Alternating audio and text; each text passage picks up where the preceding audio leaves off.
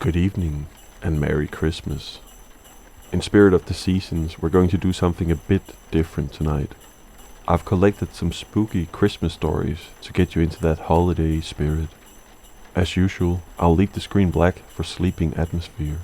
So get comfortable and let's get started.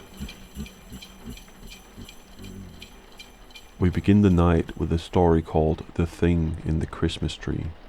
It began on December the 23rd, the night before we were supposed to decorate the tree.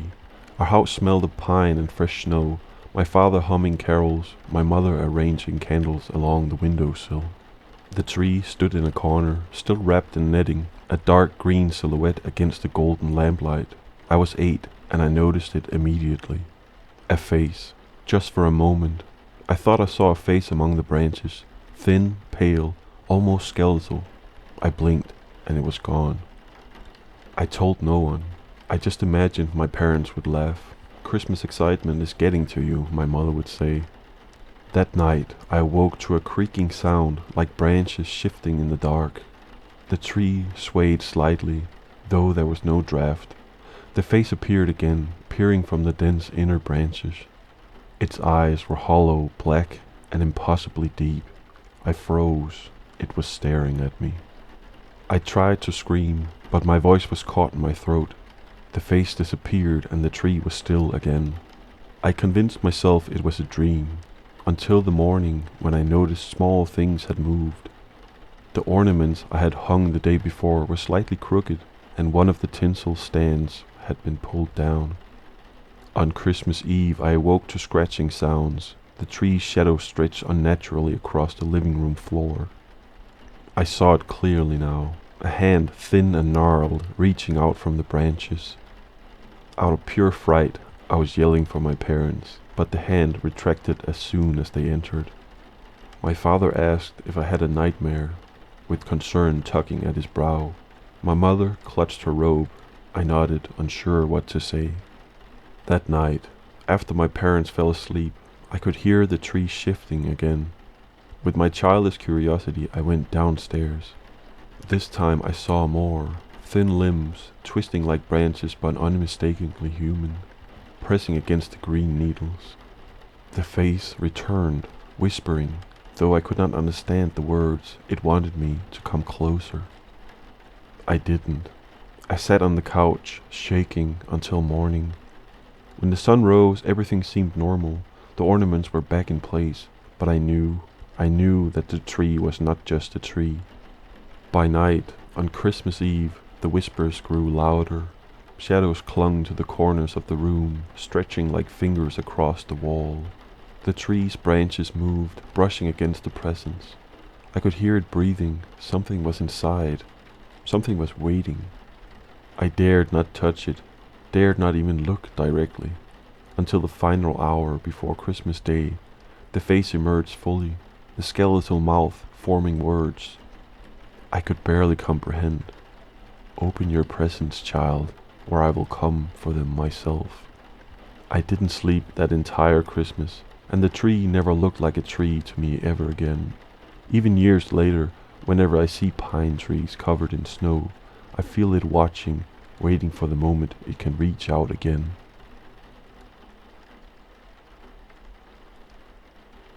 So yeah, that was a shorter one to warm up with. Let's continue with the next one. It's called The Advent Calendar. It was the Christmas of 1965, before man had landed on the moon, before the wall had fallen, before many things good and bad. For me, it was the last time that I knew innocence, before the creeping shadow which engulfed my family, before the madness, before death. It was the Advent Calendar, that damn thing which I had to have, each door a promise of Christmas, and each window a misted reminder of the warmth and kindness of the festive season.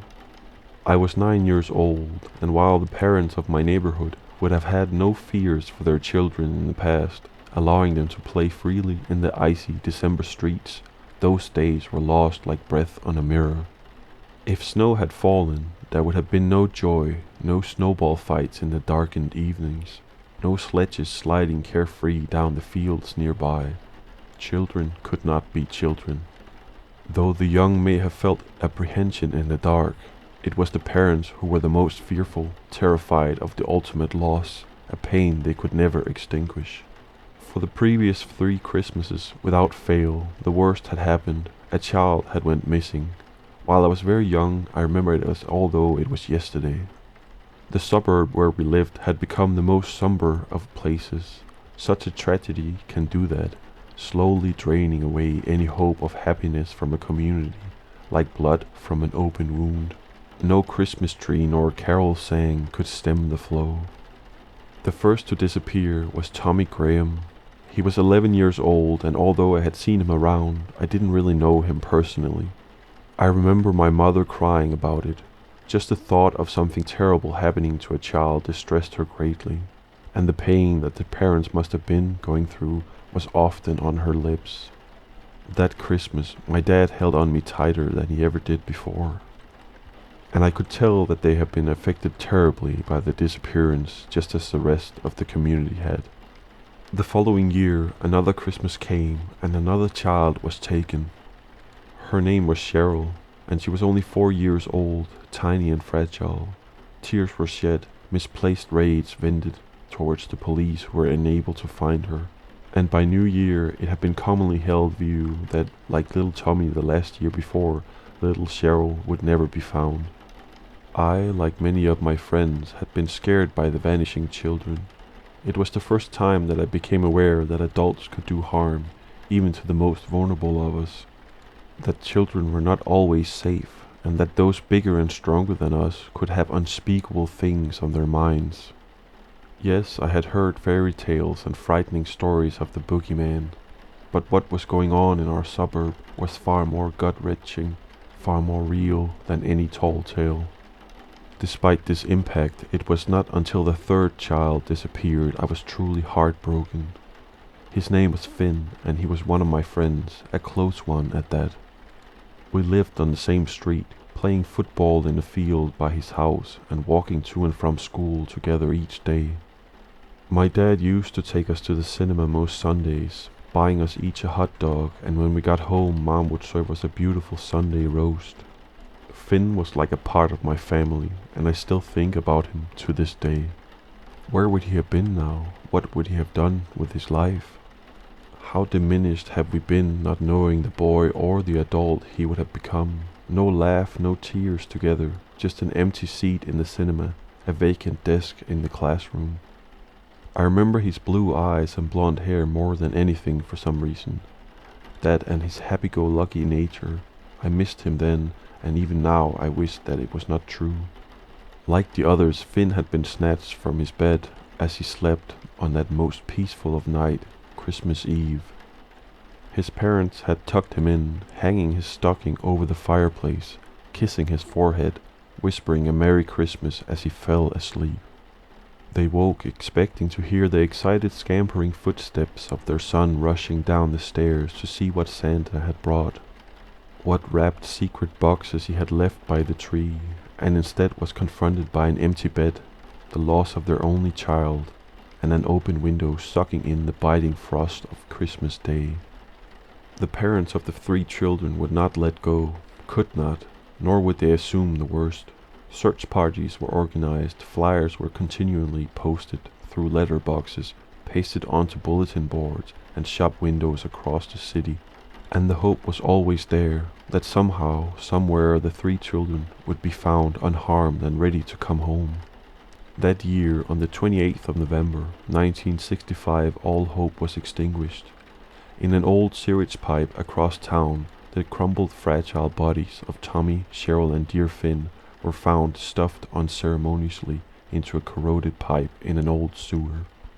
Rotting in the waters below, the pain was palpable and the family inconsolable, and for all of us who knew any of the victims, it had to be a bleak and shadow-ridden Christmas. 3 days later the month turned. Eyes moved towards Christmas and the shaking fear that something cruel and callous lived among us all. 3 children in 3 years, now into the 4th. What would happen that Christmas Eve? Which family would be broken?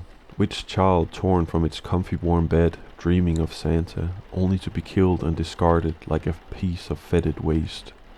My parents were nervous, and who could blame them? I sensed the change in atmosphere around the streets where I usually played. Families pulling their children in early and earlier before the dark came. At night, on more than one occasion, I heard hammering echoing out from an unseen source, no doubt windows being nailed shut to prevent any more children being snatched as they slept. On the 1st of December, my dad hung our Christmas lights outside along the gutter of our roof, little beads of glowing color piercing through each cold winter night. We tried to continue on as normal and think of happier times. As always, he asked for my help. "You're my wingman, kiddo," he'd say from behind his bright red scarf, clambering up a set of wooden ladders to the roof above. He had flown for the Air Force before I was born and still used the lexicon of those days in the military, but I didn't mind. It made me feel special. In previous years, I had been too small, too young to be of any real use in decorating the outside of our home. But my dad always included me. I think he just liked to do things with me, to have some father-son time. Standing at the bottom of the ladders, looking up at him whistling Christmas songs out loud made me feel part of an accomplishment, part of the yearly celebrations. But that December was different, however. It was the first time I had been big enough to go up the ladders with him, to look out the old streets below and see the occasional blink from the weathered set of lights clinging to the neighbor's fence or home. My mom was terrified. She had visions of us both falling to our death. But my dad always seemed sure of himself, not arrogant, just confident, and cheerfully reminding us all the things would be okay. Looking back, I think that's what I loved about him the most when I was a kid. The fact that he had it all in hand and did everything to reassure his family and friends. I never felt in danger up on those ladders, always loved, always safe. Before we came down, I remember looking at the rooftops poking out in regimented lines from the streets around. I noticed that the world seemed different up there, and that to me there appeared to be fewer Christmas lights than ever before. That night I knew what was coming. My mom tucked me into bed, and my dad finished hanging some paper ring decorations from my bedroom ceiling. I always felt that those decorations protected me somehow. I'd stir in the night, scared of the dark, and yet at Christmas time I believed that somehow those pieces of colored paper, that blinking Christmas tree in the other room, that those symbols, those pieces of good would help keep whatever monstrosities hid in the dark at bay. My mom kissed me on the forehead and left the room, and there was my dad standing in the corner with his hands behind his back, smiling. "Well, wingman, you know what time it is?" he said, and we both began to chuckle. "Let me see, Dad, please," I yelled, excited. From behind his back he produced an advent calendar. I leapt for joy across the room, and I hugged him before snatching it from his hands and diving back under the covers. Sitting down on the bed, Dad ruffled my hair with his fingers, watching me curiously. He knew I loved getting an advent calendar each Christmas, and I had worried that I wouldn't get one that year, as he told me that most of the shops were sold out of them. But Dad being Dad, he had spent hours driving around until he found one, and made sure that that one night of December the first night of Advent, there it was. The calendar was beautiful, handmade, with carefully crafted drawings on its front and back. The lines and sketched colors lovingly showed a Christmas streets full of lights, with houses covered in snow, and the windows beaming with a warm yellow glow, waiting for the night Santa would arrive. What I loved about each year's Advent calendar, the good ones at least, was that they told a story. They showed something wonderful happening. Each door or window would be opened night upon night, revealing a picture, building until that magical climax of Christmas. I loved the anticipation of the holidays, and the Advent calendar symbolized the hopes that Christmas held, not just presents, although as a kid it was a big part of it, but spending time with my family. Seeing my grandparents, who usually lived in another part of the country, and getting to eat all the chocolates and turkey I could cram into my mouth. Getting to be away from the boredom of school, getting to play with new toys, getting to have fun with my friends. It was the thought of my friends which brought me down for a moment. There I was holding an advent calendar, each cardboard door numbered from 1 to 24, from the 1st of December until Christmas Eve. The same night that 1 year previous, my dear friend Finn had been taken, murdered, and left to rot down in the sewer. I began to cry, and almost instinctively, my dad seemed to know what was upsetting me. He asked about Finn, and when he mentioned his name, I sobbed deeper than I had since his death. My poor friend, who would never again go on those carefree days out with me and my dad, or walk alongside me to school laughing and playing. It was then my father explained to me something about death, words which had always stayed with me. You know something? As long as you keep the memory of the people you've lost in the mind and in your heart, they'll always be alive. They'll always be with you. Finn is right here, he said, pointing to my chest gently. With those words, I felt a soothing comfort wash over me, and all cried out. My dad tucked me into bed, kissed me on the forehead, and said goodnight, knowing to leave my bedroom door open slightly to let some light from the hall keep my room from the dark. He had left the advent calendar sitting nearby, its closed windows facing me from my nightstand, and yet I was exhausted, and so my thoughts drifted from what lay behind those cupboard doors to sleep, and hopefully to a more rested state of mind, but that did not occur. I woke up in the night from a horrendous dream about my friend Finn, little 4-year-old Cheryl, and 11-year-old Tony Graham, crushed down a sewer pipe, the water running over their bodies into mouths which had once spoke and laughed and smiled, only then to be rendered silent by an unseen brutal hand. In the darkness Finn's voice cried out, gargled and drowned. A word came forth and clung to me like no other: run. I leapt out of my bed, soaked in sweat, ready to cry out for my mom and dad, but then something strange caught my attention, shaking me to the core. I looked to the advent calendar, to the drawings of cozy houses covered in snow, their windows beaming out into the cold December night, sitting there almost as I had left it. Yet something was amiss, something which I had no memory of. The first advent door had been opened, the cardboard left ajar like the one to my room. Stepping forward, the sweat dripped off my hand as I pulled the door back to reveal what secret the calendar had in store for me. In what little light there was, I squinted, my mind slowly piecing together the picture behind door number 1. As my eyes adjusted, I recoiled in horror at the sight and screamed for my family. Within seconds, the light was on and my dad appeared, picking me up, consoling me as to put me back into bed. I pointed feverishly over to the calendar, telling him that something awful hid behind the door. Of course he looked, then smiled reassuringly. "It's just a happy Christmas scene, kiddo," he said, handing it to me.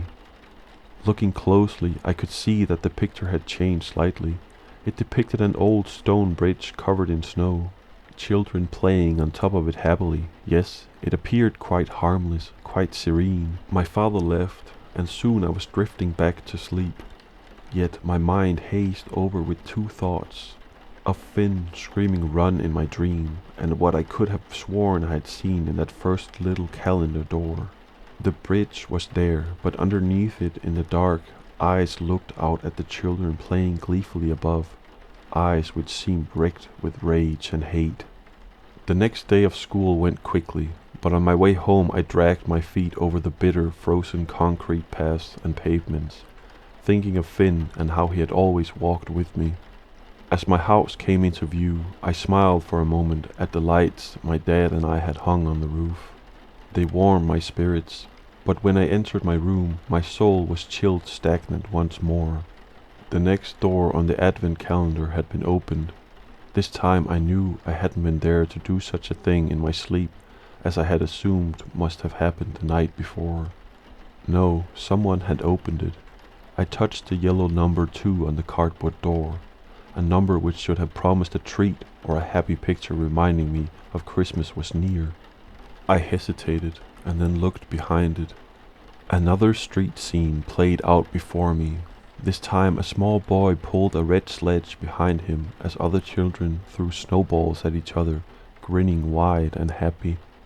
At first I sighed with relief that the picture had no hidden intruder, no eye staring out of the darkness in contempt. But just as I set the calendar back down on the nightstand, I saw it. The faint outline of a person looking towards me, almost invisible, yet hiding within that Christmas scene in plain view, sitting there on the boy's red sledge. I closed my eyes and rubbed them, fearful that they might reaffirm the figure's presence once more when opened. But just as the darkened eyes had disappeared from under the bridge on the 1st of December, the faint outline of the unseen pretender had moved out from the picture. I knew that no one would believe me, and even worse, I barely believed it myself. My 9-year-old mind could not comprehend such strange and ominous occurrences. Yet I was not so removed from the idea of horrid things scuttling around in the dark, creatures which even parents could not protect you from. The figure had moved on, I was certain of it, and I knew that it must have traveled and hid behind the door for the 3rd of December. The next morning I told myself I would not open any of the closed doors from the advent calendar. I promised myself. Yet someone or something was doing it for me. That night I awoke in the darkness once more. The same dream playing out, poor Finn muffled and drowned by the putrid sewage water, crying out in the dark, and yet warning, pleading. "Run," he said, "run." Again I leapt from my bed. And once more the calendar door for that day had been opened by an unseen force.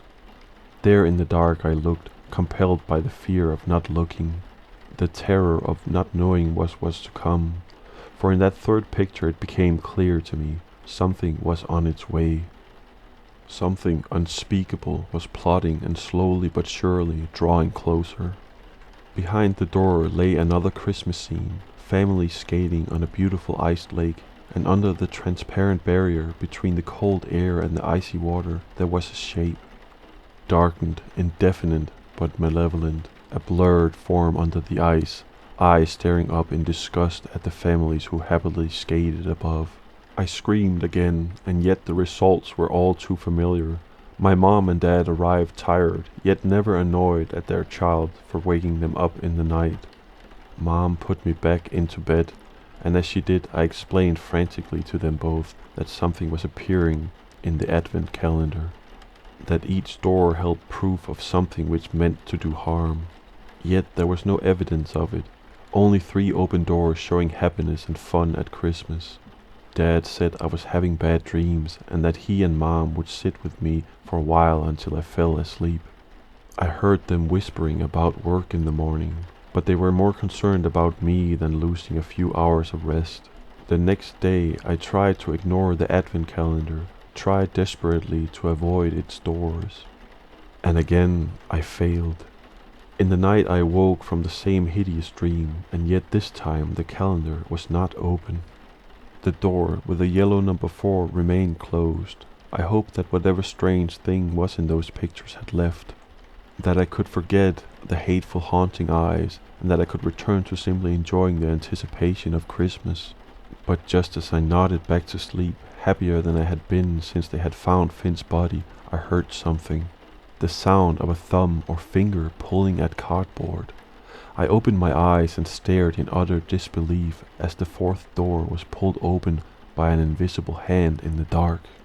It is strange that I did not scream, but since then I have heard people say that when you are as scared as you can possibly be, that you cannot move, nor can you cry out for help. I opened my mouth and no noise came out, a paralysis of fear which was overpowering. There I lay in the night, staring wide-eyed at the 4th door, wondering what disturbing depiction it would reveal, and even more so, terrified that whatever had opened it still lurked nearby. I wish I could say that it stopped, the horrid revelation ceased, but I cannot. Some nights the dreams of Finn yelling at me to run came, but on others they did not. The only constant was that at some point a calendar door would be opened, whether in the morning or at night. Each door would show a happy scene, and each time something hideous, which only I could see, would be momentarily present. One door showed a group of carolers cheerfully singing at night, warmed by the glow of an open window. and at the rear there stood an outline, something watching, something waiting, something moving on relentlessly to Christmas Eve, the last door. Another picture showed a small girl, no older than poor Cheryl who had been killed, placing presents into a stocking, and yet for a moment there was the faintest impression of a hand reaching out from the stocking towards the girl. By the 20th, the horrific pictures had intensified, as too had the dreams. Finn now screamed my name, his voice echoing up through a drain, pleading with me to get away. And as those nightly terrors revealed themselves, the pictures had taken on more weight, more immediacy, for I was certain that they now showed the streets where I lived. My dad found me crying that night, and when asked what was wrong, I told him. I believed that something evil was coming, something horrendous which had snatched a child each of the previous 3 Christmas Eves. The same evil which had taken my friend, that hidden horror which on Christmas Eve would come for me. Dad reassured me that this was not the case, that I was imagining this. When he looked at the pictures on the calendar, he just saw nondescript streets, anonymous faces, nothing which suggested the place where we lived.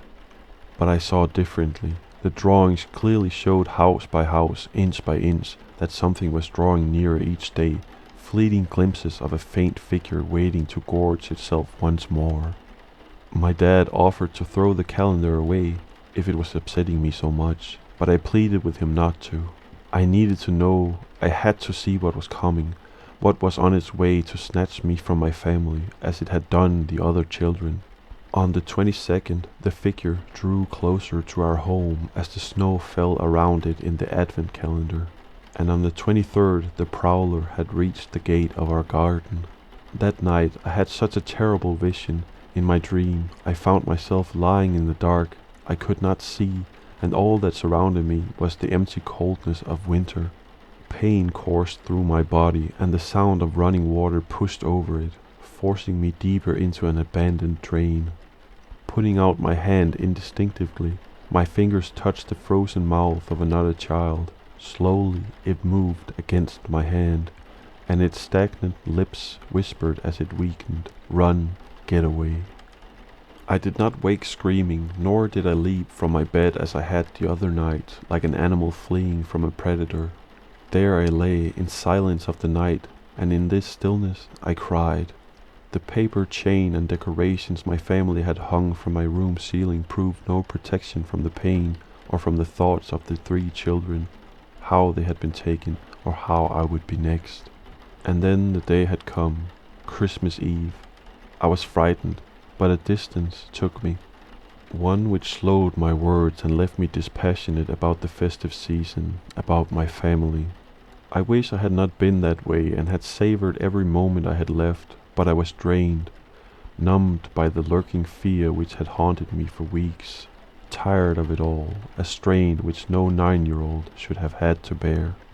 My dad knew that I wasn't my usual self, as I normally relished Christmas Eve, like most children, excited and completely enthused for what would come.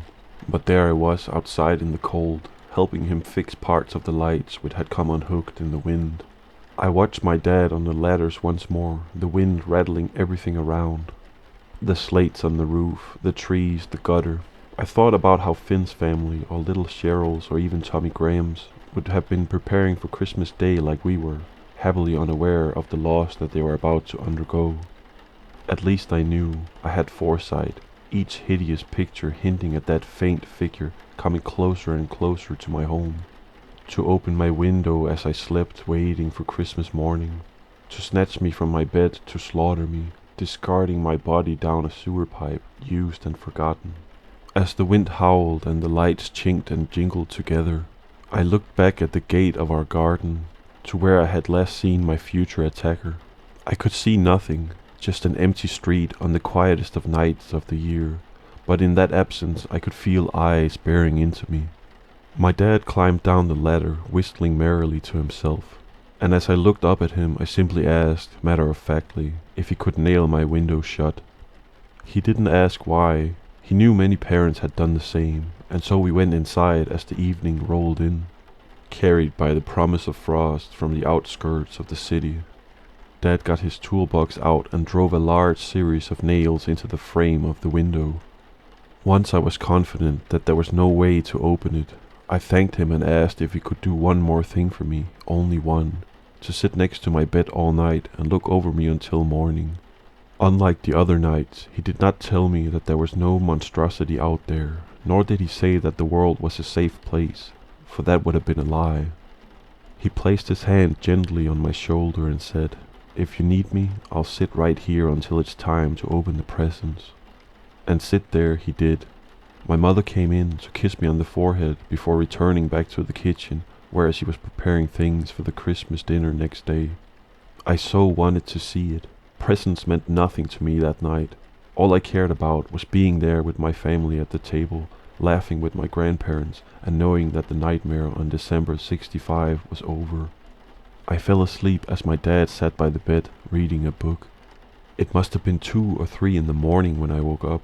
I was unsure of the precise time, but what I knew was that my dad was standing at the window looking down, out to the street below. I whispered to him and asked what was wrong, but his reply was hesitant. "Nothing, kiddo, go back to sleep." Then I heard it, certain and labored, the sound of footsteps slowly walking up the garden path outside, shambling forwards towards our home. The sound frightened me, and my thoughts immediately turned to the advent calendar, to the faint outlined figure which had haunted me. From what little light there was, I could see that the door for the Christmas Eve was sealed shut, yet to be opened. The footsteps continued, one after the other, slowly and steadily. My dad stared intently outside as I asked if he could see anyone, but he just shook his head in disbelief. The footsteps ceased, and silence covered everything like the frost outside. Suddenly it was broken by 3 loud booming knocks. It was at our door. I cried out in terror and started sobbing. "It's come to take me, Dad, like Finn and the others," I howled in utter despair as the tears slid down my cheek. "Nonsense. It must just be a neighbor or something," my dad said unconvincingly. "No, Dad, it's here to take me away." I screamed as I handed him the calendar. "Open the last door, open it and you'll see. Christmas Eve. Each Christmas Eve it takes a child, and if you open that you'll see it. I promise you'll see it. Please, Dad, look at the door, open it and you'll believe me. It's here for me." My father's hand trembled as it held the calendar tightly. Slowly he opened the last door to see what was shown. "God, no," he yelled out, and with that we heard the most hideous of sounds. One which was laced with dread, a click of a lock, the turning of a handle, and the front door opening to the cold, then footsteps climbing stairs, looking, seeking, and then slowly coming down the hall towards my room. "Dad, please help me," I pleaded as the nightmarish thing in our house drew closer. He looked at me, trying his best to hide his fear, but I could see it etched into his face, into his soul. "Listen to me, son. As soon as I go out there, I need you to grab all your things, anything heavy, and barricade your door. Don't let anyone in this room unless it's me or your mother." I believe in that moment he saw the utter despair in my eyes, and before he left the room, as the footsteps reached the room next to mine, he spoke gently, patting me on the head. "It'll be okay," he said. Then he was gone. I did as he said, and as soon as he left the room I moved my nightstand, my chair, my books, anything I could against the door, sobbing my eyes out, praying that my parents were safe. At first I heard nothing throughout our house. Then suddenly violent shouting erupted. A struggle quickly followed with what sounded like furniture being thrown and glass smashed. And then the worst of it, my mother screaming. She cried and yelled and agonized, and finally I could not bear it anymore. I could not leave her alone. Clearing the things away from my door, I opened it and wandered down the darkened hall. A cold, icy air blew through the house. The front door lay open. Decorations swung in the frozen breeze, and outside knelt my mother alone, terrified, screaming into the night. Losing a parent is hard for a child, and to do so on Christmas Eve harder still. Yet the torture of the night cuts deeper than most. Over the years, I tried to understand it more clearly, understand what my life was before and what it is now, to little avail. I cannot give solid explanations, nor can I say that my anger will never truly diminish. I've tried to live as best as I can, putting the mystery out of my mind each year that is, until Christmas, when the memories flood back like a comforting blanket, soon torn away by a silent hand from the dark. My own children, now grown up, have asked me why I become a little distant at this time of year, and to that I have given no real answer. All I can say is this: I do know two things, both of which haunt me to this day. The first is that no one ever saw or heard from my dad ever again. My mother remained tight-lipped until she died about what had come into our house that night, what took her husband, and who could blame her. I also know what the last door on the advent calendar contained, and what had frightened my dad so badly. It was a drawing like the others, a happy Christmas scene with one horrid addition. It showed a boy sleeping soundly in his bed on Christmas Eve, a child who looked uncanny like my poor friend Finn, unaware that his life would soon be over, and that he was being watched through the frosted window by his killer, whose face looked remarkably like that of my father's.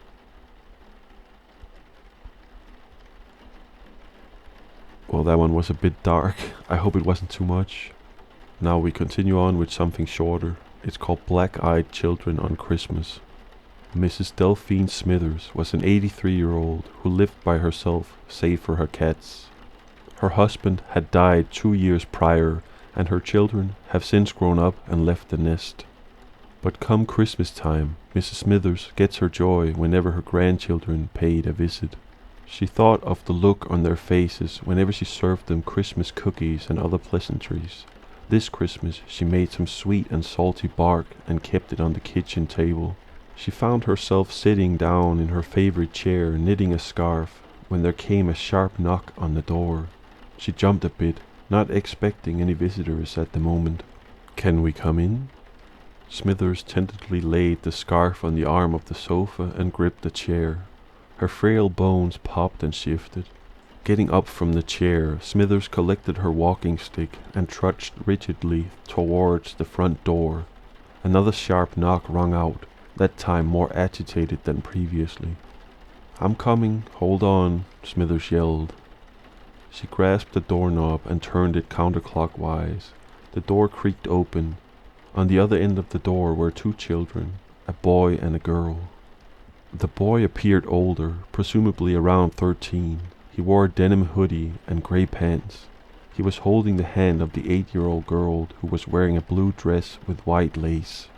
For whatever reason, the children had their head bowed, looking at their feet. The boy repeated his question, "Can we come in?" Smithers scratched her head. It was 10 p.m. Why would these children be at her house at this time of night? Somehow, the boy must have realized what she was thinking. "We need to borrow your phone. My cell phone's battery's dead." Smithers thought more about the suddenness of having these unexpected guests, but they were children regardless. At the very least, she could grant them this one request. She nodded her head, gesturing the two children in. Smithers directed them into the living room where her cat droned awake from the ruckus. When it set its eyes on the two mysterious children, the cat arched its back and hissed. Smithers walked over to silence her cat. "Lex, these two are our guests. Behave yourself." The cat mewed in defeat before running out of the living room and into the kitchen. The two children sat on the sofa, their eyes still hidden. Smithers went into the kitchen and pulled out a plate of sweet and salty bark. She returned to the living room and bent down to the children's eye levels. "Care for some sweets?" The boy looked up. There was a good reason as to why he was shielding his eyes. They were devoid of color or pupils. Nothing more than pitch-black nothingness. Whatever he was, he assuredly was not of the earthly realm. The girl looked up as well. Her eyes matched the cold blackness of the older boy, and yet most bizarre. They shared a puzzled glare. The girl waved her hand in front of Smithers' face, but Smithers didn't follow the path of it. They leaned in closer, realizing that Smithers' eyes were glazed over in a thin sheet of blue. She was blind. Smithers suddenly frowned. "Oh, I'm sorry, you don't care for them?" Thank you," the boy said. He took a piece of the sweet and salty bark and broke it in his hand before passing the girl a piece. Their heavy teeth ground down on the sweets.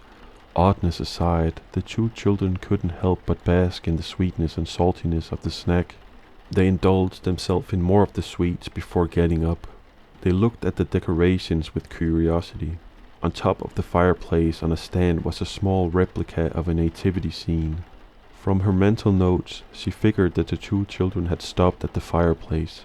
"Isn't it such a lovely display?" she asked. "Do you know the story of Christmas?"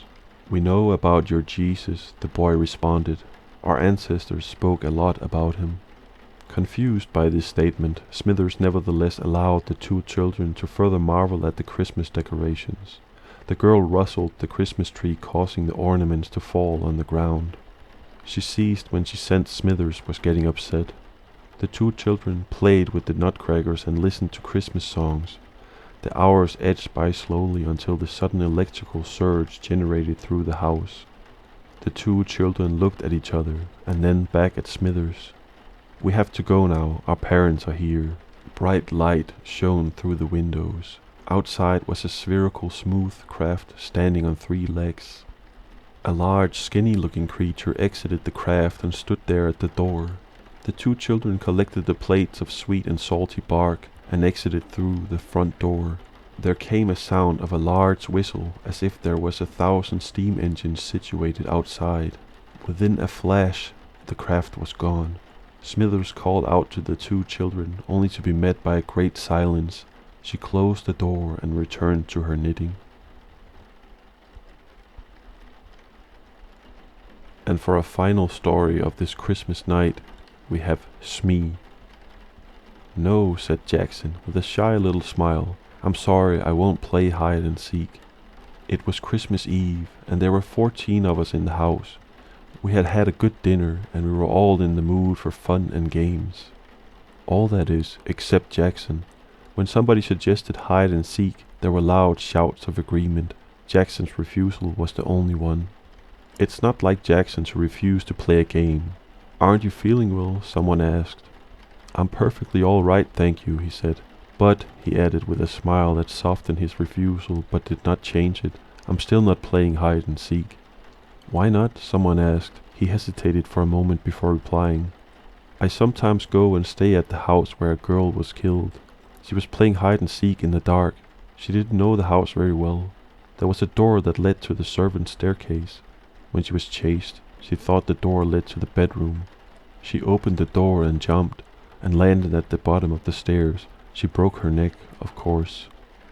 We all looked serious, and Mrs. Fernley said, "How terrible! And were you there when it happened?" Jackson shook his head sadly. "No," he said, "but I was there when something else happened, something worse." "What could be worse than that?" "This was," said Jackson. He hesitated for a moment, then he said, "I wonder if any of you have ever played a game called Smee. It's much better than hide and seek. The name comes from It's Me, of course. Perhaps you'd like to play it instead of hide and seek. Let me tell you the rules of the game. Every player is given a sheet of paper. All the sheets except one are blank. On the last sheets of paper is written Smee. Nobody knows who Smee is except Smee himself or herself. You turn out the lights, and Smee goes quietly out of the room and hides. After a time, the others go out and search for Smee. But of course, they don't know who they are looking for. When one player meets another, he challenges him by saying Smee. The other player answers Smee, and they continue searching. But the real Smee doesn't answer when someone challenges. The second player stays quietly beside him. Presently, they will be discovered by a third player. He will challenge and receive no answer, and he will join the first two. This goes on until all the players are in the same place. The last one to find Smee has to pay a forfeit. It's a good, noisy, amusing game. In a big house, it often takes a long time for everyone to find Smee. Perhaps you'd like to try. I'll happily pay my forfeit and sit here by the fire while you play. It sounds like a good game, I remarked. Have you played it too, Jackson? Yes, he answered. I played it in the house I was telling you about. And was she there, the girl who broke? No, said someone else. He told us he wasn't there when she broke her neck. Jackson thought for a moment. I don't know if she was there or not. I was afraid she was. I know that there were 13 of us playing the game, and there was only 12 people in the house. And I didn't know the dead girl's name. When I heard that whispered name in the dark, it didn't worry me. But I tell you, I'm never going to play that kind of game again. It made me quite nervous for a long time. I prefer to pay my forfeit at once. We all stared at him. His words didn't make sense at all. Tim Woos was the kindest man in the world. He smiled at us. This sounds like an interesting story, he said. Come on, Jackson, you can tell it to us instead of paying forfeit. Very well, said Jackson, and here is the story. Have you met the Sangstons? They are cousins of mine, and they live in Surrey. 5 years ago, they invited me to go and spend Christmas with them. It was an old house, with lots of unnecessary passages and staircases. A stranger could get lost in it quite easily.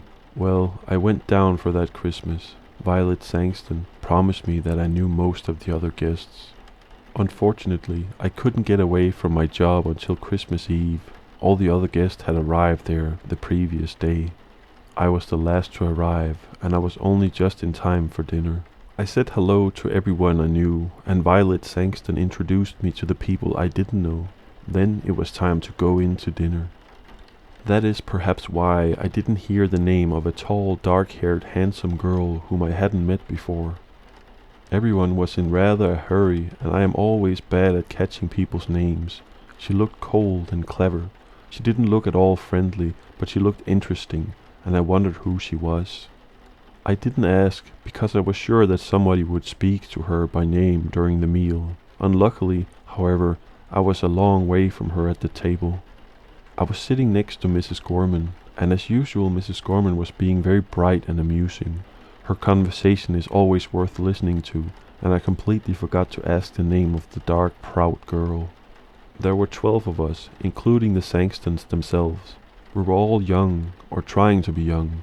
Jack and Violet Sangston were the oldest, and their 17-year-old son Reggie was the youngest. It was Reggie who suggested Smee when the talk turned to games. He told us the rules of the game, just as I described them to you. Jack Sangston warned us all. If you're going to play games in the dark, he said, please be careful of the back stairs on the first floor. A door leads to them, and I've often thought of taking the door off.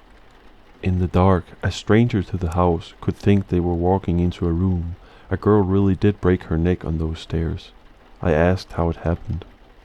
It was about 10 years ago, before we came here. There was a party and they were playing hide and seek. This girl was looking for somewhere to hide. She heard somebody coming and ran along the passage to get away. She opened the door, thinking it led to a bedroom. She planned to hide in there until the seeker had gone. Unfortunately, it was the door that led to the back stairs. She fell straight down to the bottom of the stairs. She was dead when they picked her up. We all promised to be careful. Mrs. Gorman even made a little joke about living to be 90. You see, none of us had known the poor girl, and we did not want to feel sad on Christmas Eve. We all started the game immediately after dinner. Young Reggie Sangston went around making sure all the lights were off, except the ones in the servants' rooms and in the sitting room where we were. We then prepared 12 sheets of paper. 11 of them were blank, and one of them said Smee written on it. Reggie mixed them all up, then we each took one. The person who got the paper with Smee on it had to hide. I looked at mine and saw it was blank. A moment later, all the electrical lights went out. In the darkness I heard someone moving very quietly to the door. After a minute, somebody blew a whistle and we all rushed to the door. I had no idea who was Smee. For 5 or 10 minutes we were all rushing up and down passages and in and out of rooms, challenging each other and answering Smee, Smee. After a while, the noise died down, and I guessed that somebody had found Smee. After a time I found a group of people sitting on some narrow stairs. I challenged and received no answer, so Smee was there. I hurriedly joined the group. Presently 2 more players arrived. Each one was hurrying to avoid being last. Jack Sangston was last and was given a forfeit. I think we're all here, aren't we? He remarked. He lit a match, looked up at the staircase and began to count. 9, 10, 11, 12, 13, he said, and then laughed. That's silly. There's one too many. The match went out, and he lit another one and began to count. He got as far as 12, then he got puzzled. "There are 13 people here," he said. "I haven't counted myself yet." "Oh, nonsense," I laughed. "You probably began with yourself, and now you want to count yourself twice?" His son took out his electrical torch. It gave a better light than the matches, and we all began to count. "Of course there were 12 of us," Jack laughed. "Well," he said, "I was sure I counted 13 twice." From halfway up the stairs, Violet Sangston spoke nervously. "I thought there was somebody sitting 2 steps above me." "Have you moved, Captain Ransom?" The captain said that he hadn't, but I thought there was somebody sitting between Mrs. Sangston and me. Just for a moment, there was something uncomfortable in the air. A cold finger seemed to touch us all. For that moment we all felt something odd and unpleasant had just happened, and was likely to happen again. Then we laughed at ourselves and each other, and we felt normal again. There was only 12 of us, and that was that. Still laughing, we marched back to the sitting room to begin again. This time I was Smee. Violet Sangston found me while I was searching for a hiding place. That game didn't last long. Soon there were 12 of us, and the game was over. Violet felt cold and wanted her jacket. Her husband went to their bedroom to fetch it. As soon as he had gone, Reggie touched me on the arm. He was looking pale and sick. "Quick," he whispered, "I've got to talk to you. Something horrible has happened." We went into the breakfast room. "What's the matter?" I asked. "I don't know. You were Smee last time, weren't you?" Well, of course I didn't know who Smee was. While Mother and the others ran to the west side of the house and found you, I went east. There's a deep clothes cupboard in my bedroom. It looked like a good hiding place. I thought that perhaps Smee might be there. I opened the door in the dark and touched somebody's hand. "Smee," I whispered. There was no answer. I thought I'd found Smee. Well, I don't understand it, but it suddenly had a strange cold feeling. I can't describe it, but it felt that something was wrong. So I turned on my electrical torch, and there was nobody there. Now I am sure I touched a hand, and nobody could get out of the cupboard, because I was standing in the doorway. What do you think? "You imagined that you touched a hand," I said. He gave a short laugh. "I knew you would say that," he said. "Of course I imagined it. That's the only explanation, isn't it?" I agreed with him. I could see that he felt shaken. Together we returned to the sitting room for the other game of Smee. The others were all ready and waiting to start again. Perhaps it was my imagination, although I'm almost sure that it was not, but I had a feeling that nobody was really enjoying the game anymore. But everyone was too polite to mention it. All the same, I had the feeling that something was wrong. All the fun had gone out of the game. Something deep inside me was trying to warn me. "Take care," it whispered, "take care." There was some unnatural, unhealthy influence at work in the house. Why did I have this feeling? Because Jack Sanston had counted 13 people instead of 12? Because his son imagined he had touched somebody's hand in the empty cupboard? I tried to laugh at myself, but I did not succeed. Well, we started again. While we were all chasing the unknown Smee, we were all as noisy as ever, but it seemed that the most of us were just acting. We were no longer enjoying the game. At first I stayed with the others, but for several minutes no Smee was found. I left the main group and started searching on the first floor of the west side of the house. And there, while I was feeling my way along, I bumped into a pair of human knees. I put out my hand and touched a soft, heavy curtain. Then I knew where I was. There were tall, deep windows with window seats at the end of the passage. The curtains reached to the ground. Somebody was sitting in a corner of one of the window seats behind the curtain. Aha, I thought, I've caught Smee. So I pulled the curtain to one side and touched a woman's arm. It was a dark, moonless night outside. I couldn't see the woman sitting in the corner of the window seat. "Smee," I whispered. There was no answer. When Smee is challenged, he or she does not answer, so I sat down beside her to wait for the others. Then I whispered, "What's your name?" And out of the darkness beside me, the whisper came, "Brenda Ford." I did not know the name, but I guessed at once who she was. I knew every girl in the house by name except one, and that was the tall, pale, dark girl. So here she was, sitting beside me on the window seat, shut in between a heavy curtain and a window.